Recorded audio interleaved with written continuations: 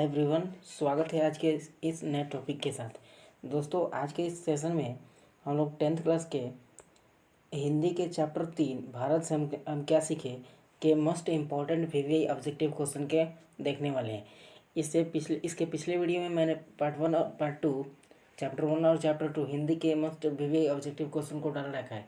यदि आप अभी तक उसको नहीं देख पाए तो जाकर देख सकते हैं, प्लेलिस्ट में उसका वीडियो।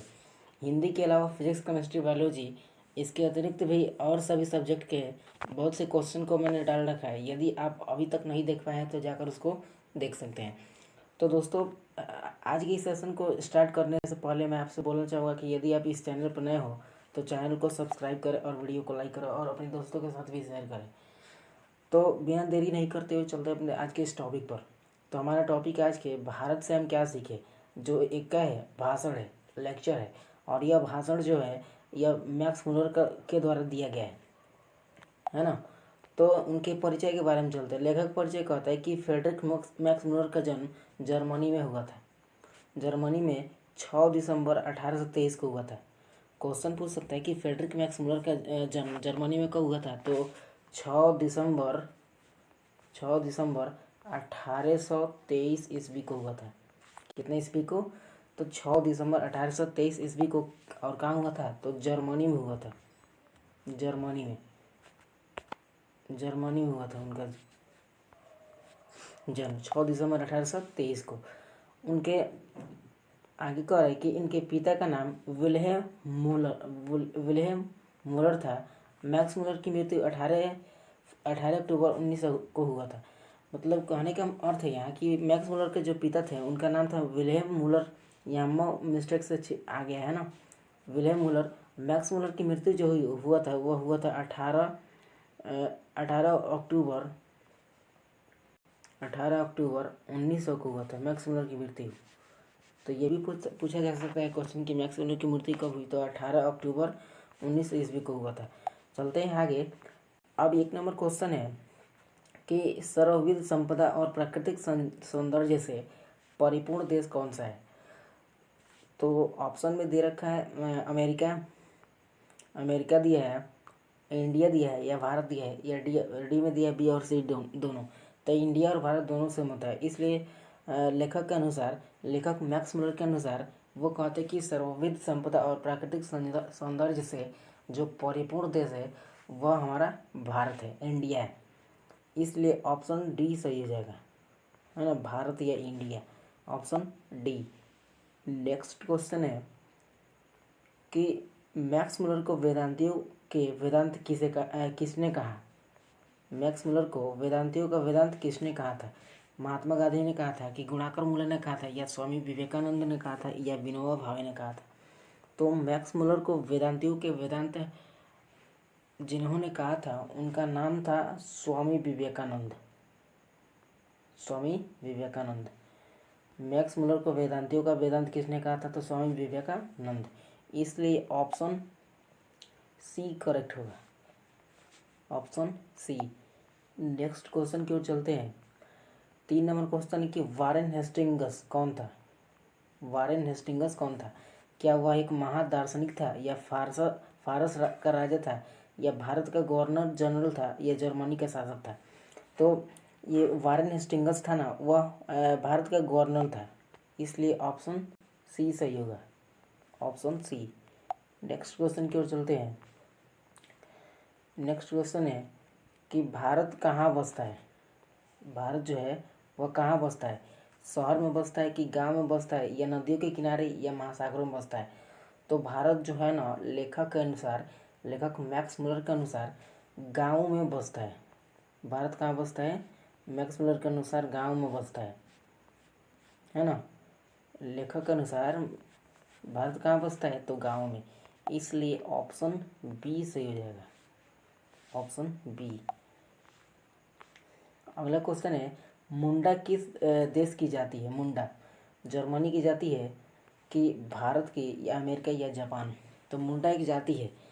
लेखक ने बताया है, इस अध्याय में आपको पढ़ने को मिलेगा कि मुंडा जो जाति है ना वह भारत की जाति है, इंडिया की। इसलिए ऑप्शन बी करेक्ट हो जाएगा। यदि आप इस चैनल पर नए हैं तो चैनल को सब्सक्राइब कर लीजिए और बेल आइकन को प्रेस करके ऑल नोटिफिकेशन को ओपन कर लीजिए ताकि इस तरह के कंटेंट आपको हमेशा मिलते रहे। चलते हैं नेक्स्ट क्वेश्चन पर। 6 नंबर क्वेश्चन है कि हार्कस कौन थे। हार्कस किसी व्यक्ति का नाम है। वह प्राणी वैज्ञानिक थे या भूवैज्ञानिक थे या वनस्पतिक वैज्ञानिक थे या कॉस्मेटिक केमिस्ट वैज्ञानिक थे। तो हार्कस जो थे ना वह एक वनस्पतिक वैज्ञानिक थे, है ना। ऑप्शन सी सही होगा, ऑप्शन सी। नेक्स्ट क्वेश्चन है 7 नंबर। शाहनामा का रचनाकाल क्या है। शाहनामा का रचनाकाल या 10वीं 11वीं सदी है कि फिर 20वीं सदी है या 7वीं सदी है, इनमें से कोई नहीं है। तो शाहनामा का जो रचनाकाल है वह 10वीं 11वीं सदी है ना, 10वीं 11वीं सदी है। इसलिए ऑप्शन ए सही हो जाएगा, ऑप्शन ए। शाहनामा का रचनाकाल 10वीं 11वीं सदी है। अगला क्वेश्चन कि मैक्स मुलर का जन्म क्या हुआ। तो इस क्वेश्चन के जवाब मैंने फर्स्ट बार में दिया था, बताया था आपको कि मैक्स मुलर का जन्म कब हुआ था। तो इस क्वेश्चन के आंसर आपको कमेंट बॉक्स में जवाब देना है। नेक्स्ट क्वेश्चन है 9 नंबर कि भारत से हम क्या सीखे कि रचनाकार कौन है। भारत से हम क्या सीखे कि रचनाकार कौन है। विनोबा भावे है कि मैक्स मुलर है या स्वामी विवेकानंद है या भीमराव अम्बेडकर है। तो ये जो भारत से हम क्या सीखे पाठ के जो रचनाकार है, लेखक है, वह मैक्स मुलर है ना, मैक्स मुलर। भारत से हम क्या सीखे के लेखक कौन है, तो मैक्स मुलर है। इसलिए ऑप्शन बी सही हो जाएगा, ऑप्शन बी। अगला क्वेश्चन है 10 नंबर। प्लेटो का संबंध किस देश से है। प्लेटो यूनान से है कि इटली से है या स्पेन से है। 3 ही ऑप्शन दिया है, चौथा ऑप्शन या मिस्टेक हो गया होगा। तो प्लेटो का संबंध किस देश से है ये आपको बताना है। तो प्लेटो का जो संबंध है, प्लेटो का रिलेशन है, वह यूनान कंट्री से है ना, यूनान कंट्री से है। प्लेटो का संबंध यूनान कंट्री से, इसलिए ऑप्शन ए सही हो जाएगा। दोस्तों ये बार बार क्वेश्चन पूछे जाने वाला प्रश्न है बोर्ड के परीक्षा में, इसलिए इसे मिस्टेक न करें। अगला क्वेश्चन है 11 नंबर कि दारिश क्या है। दारिश जो है पाठ में पढ़े होंगे तो मालूम होगा आपको दारिश क्या है। तो ऑप्शन में दे रखा है कि चांदी के प्राचीन सिक्के हैं या तांबे के प्राचीन सिक्के हैं या सोने के प्राचीन सिक्के हैं, या इनमें से कोई नहीं है। तो दारिश जो है ना, यह एक घड़े में भरा हुआ था, मतलब पाठ में बताया गया है जैसा कि सोने के प्राचीन सिक्का है जो घड़े में भरा हुआ मिला था, है ना। इसलिए ऑप्शन सी सही हो जाएगा। दारिश जो है यह एक सोने के प्राचीन सिक्के हैं, दारिश। नेक्स्ट क्वेश्चन है 12 नंबर कि नालंदा विश्वविद्यालय कहाँ स्थित है। नालंदा विश्वविद्यालय जो है, नालंदा यूनिवर्सिटी, यह कहाँ अवस्थित है बताना है। राजस्थान में है कि बिहार में है या फिर उत्तर प्रदेश में कि महाराष्ट्र में। तो नालंदा विश्व यूनिवर्सिटी जो है वह बिहार में अवस्थित है, बिहार में, है ना। इन सभी राज्यों में से बिहार में नालंदा यूनिवर्सिटी स्थित है, इसलिए ऑप्शन बी सही हो जाएगा, ऑप्शन बी। नालंदा विश्वविद्यालय कहाँ स्थित है, तो बिहार में। अब अगला क्वेश्चन है कि रानी विक्टोरिया ने नाइट की उपाधि किसे दी। रानी विक्टोरिया जो थी, नाइट की उपाधि किसे दी थी, कि भीमराव अम्बेडकर को, कि मैक्स मुलर को, या महात्मा गांधी, या इनमें से कोई नहीं। तो दोस्तों इस ऑप्शन से आप पता लगा सकते हैं कि यह क्वेश्चन किस पार्ट से पूछा गया है। तो 3 भारत से हम क्या सीखे जिसके लेखक है मैक्स मुलर, और इस चैप्टर में न तो इनके बारे में पढ़ा गया है और न इनके बारे में पढ़ा गया है। तो पढ़े हम किसके बारे में, मैक्स मुलर के बारे में पढ़े। इसलिए जो महारानी विक्टोरिया थी उन्होंने नाइट की उपाधि किसको दी, तो मैक्स मुलर को दी थी, इसलिए ऑप्शन बी करेक्ट होगा। महारानी विक्टोरिया ने नाइट की उपाधि किसे दी, तो मैक्स मुलर को। नेक्स्ट क्वेश्चन है दारिश नामक सोने के सिक्के से भरे घड़े कहाँ मिला था। जो दारिश नामक जो सोने के सिक्का थे वो घड़े में भरे हुए किस स्थान पर मिला था। मुजफ्फरपुर में मिला था या वाराणसी में या मोतिहारी में या असम में मिला था। तो यह जो दारिश नामक सोने के सिक्के थे वह वाराणसी में मिला था, यानी यूपी में मिला था, यूपी के वाराणसी में, है ना। ऑप्शन बी सही होगा। दारिश नामक सोने के सिक्के से भरे घड़े कहाँ मिला था, तो वाराणसी में मिला था। अगला क्वेश्चन है 15 नंबर कि कंठ और केन उपनिषद का अनुवाद मैक्स मुलर ने कहाँ से किया था।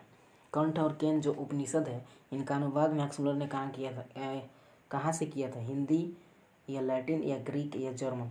तो ये जो कंठ और केन उपनिषद है, इसका अनुवाद जो मैक्स मुलर ने किया था वह जर्मन से किया था, है ना, जर्मन से किया था।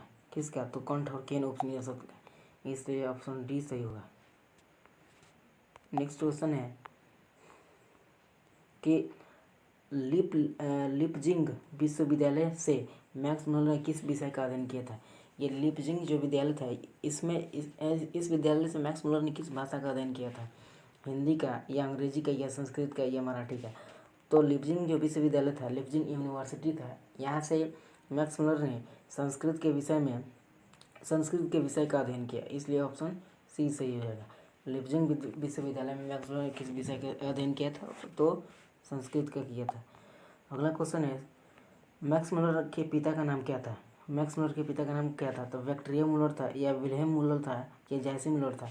तो पार्ट के फर्स्ट जब पार्ट स्टार्ट किया था, स्टार्टिंग टाइम में मैंने आपको बताया था कि मैक्स मुलर के जो पिता थे उनका नाम था क्या? विल्हेम मुलर था। इसलिए ऑप्शन बी सही हो जाएगा। मैक्स मुलर के पिता का नाम क्या था? तो विल्हेम मुलर। 18 नंबर क्वेश्चन है कि मैक्स मुलर की मृत्यु कब हुई? मैक्स मुलर की मृत्यु कब हुई? तो उनका जो मृत्यु होता वो होता 18 अक्टूबर 1900 ईस्वी को हुआ था। मैक्स मुलर की मृत्यु कब हुआ था? तो 18 अक्टूबर 1900 ईस्वी को हुआ था। इसमें सिर्फ ईस्वी दिया है, इसलिए 1900 ईस्वी होगा, है ना। ऑप्शन सी करेक्ट हो जाएगा, ऑप्शन सी। अगला क्वेश्चन है 19 नंबर, हितोपदेश का जर्मन भाषा में अनुवाद किसने किया? हितोपदेश का जो जर्मन भाषा में अनुवाद करने वाले थे उनका नाम क्या था? मैक्स मुलर था या रानी विक्टोरिया या विवेकानंद था, या इनमें से कोई नहीं? तो मैक्स मुलर ही हितोपदेश का जर्मन भाषा में अनुवाद किए थे। इसलिए ऑप्शन ए सही हो जाएगा, ऑप्शन ए। हितोपदेश का जर्मनी भाषा में अनुवाद किसने किया था? तो मैक्स मुलर ने। नेक्स्ट क्वेश्चन है, और ये लास्ट क्वेश्चन कि भारत से हम क्या सीखे, यह क्या है? भारत से हम क्या सीखे क्या है? कहानी है कि कविता है या भाषण है या गद्य कहानी है? तो भारत से हम क्या सीखे, यह एक क्या है? भाषण है ना, जो मैक्स मुलर के द्वारा दिया गया है। इसलिए ऑप्शन क्या होगा? सी सही हो जाएगा, ऑप्शन सी। भारत से हम क्या सीख गया है? तो यह एक प्रकार का भाषण है। तो दोस्तों आज के लिए बस इतना ही। यदि आप इस चैनल पर नए हो तो चैनल को सब्सक्राइब करें और वीडियो को लाइक करें और अपने दोस्तों के साथ शेयर करें। बाकी सब इस तरह के कंटेंट को आपको मिलते रहेंगे। तब तक के लिए thanks for watching the videos.